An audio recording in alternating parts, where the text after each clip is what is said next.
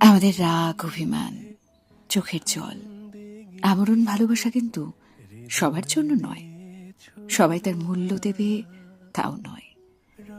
সবাইকে দেখে আপনার ভেতরে ওই সমুদ্র সমান উথাল পাথাল, বুক জুড়ে ঝড়ের দাপট জন্মাবে না।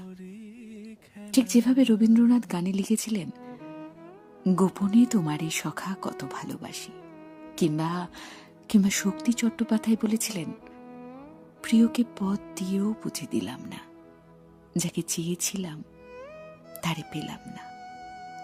আচ্ছা, এইসব গোপন অনুভূতি কি সবার জন্য তুলে ধরা যায়? সুনীলবাবু বলেছেন, তোমাকে যখন দেখি তার চেয়ে বেশি দেখি যখন দেখি না।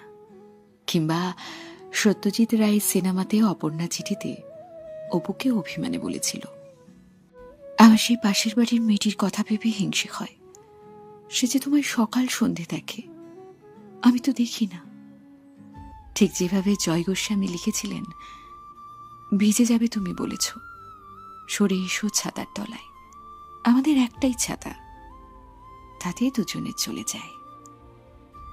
আমাদের জীবনে প্রেম হবে বহুবার, তবু প্রতিবার আমরা ভালোবাসব না, চিৎকার করে কাঁদব না, কারোর অপেক্ষায় শুকনো ফুল জমাবো না, ক্যালেন্ডারে দাগ দিয়ে দিন গুনব না তার ফিরে আসার।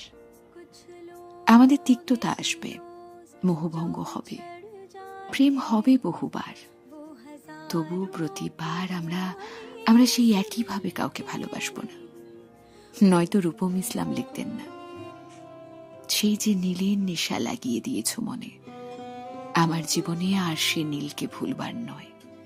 চন্দ্রবিন্দু গাইত না, আমার রাত জাগা তারা, তোমার আকাশ ছোঁয়া বাড়ি, আমি পাই না ছুতে তোমায়, আমার একলা লাগে ভারী। কিংবা রাঞ্ঝনা সিনেমায় কুন্দন মৃত্যুশয্যায় শুয়ে বলতো না, हम उठ सकते थे पर किसके लिए, हम चीख सकते थे पर किसके लिए, मेरा प्यार सोया, बनारस की गलियां सब मुझसे छूट चुका था। ठीक যেমনটা ইরফান খান বলেছিলেন, मोहब्बत है इसलिए जाने दिया, जिद होती तो बाहों में होती।